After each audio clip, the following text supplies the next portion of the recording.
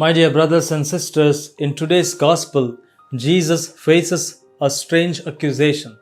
The scribes do not deny his power, they deny the source of his power. They are unable to accept that God is at work before their eyes. They choose to explain away grace as evil.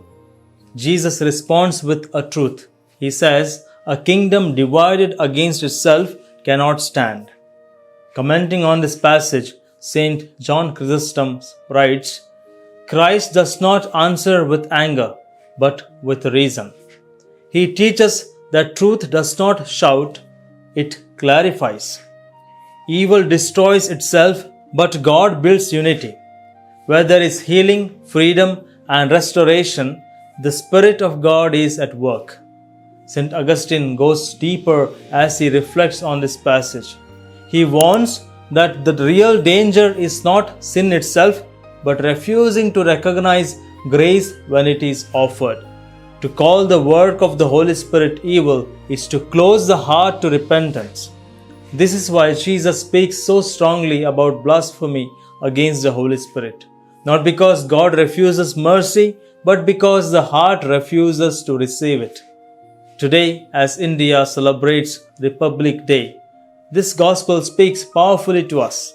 A nation, like a kingdom, cannot stand if it is divided in truth, justice, and conscience. Laws, constitutions, and systems are strong only when they are rooted in moral integrity and respect for human dignity. Saint Bede the Venerable, reflecting on today's Gospel passage, says that Christ has already bound the strong man. Evil does not have the final word, but each generation must choose which kingdom it serves. Division fueled by pride weakens society. Unity shaped by truth gives it strength. Republic Day reminds us that freedom is not only political, it is moral and spiritual. A country stands firm when its people stand for what is right, even when it is uncomfortable. Today, we can ask a question to ourselves. Am I helping to build unity rooted in truth?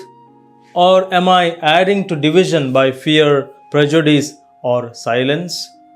A divided house cannot stand, but a people guided by truth, justice, and humility will endure. My dear brothers and sisters, let us pray that God may bless our nation, heal our divisions, and lead us to become builders of kingdom that truly stands. Amen.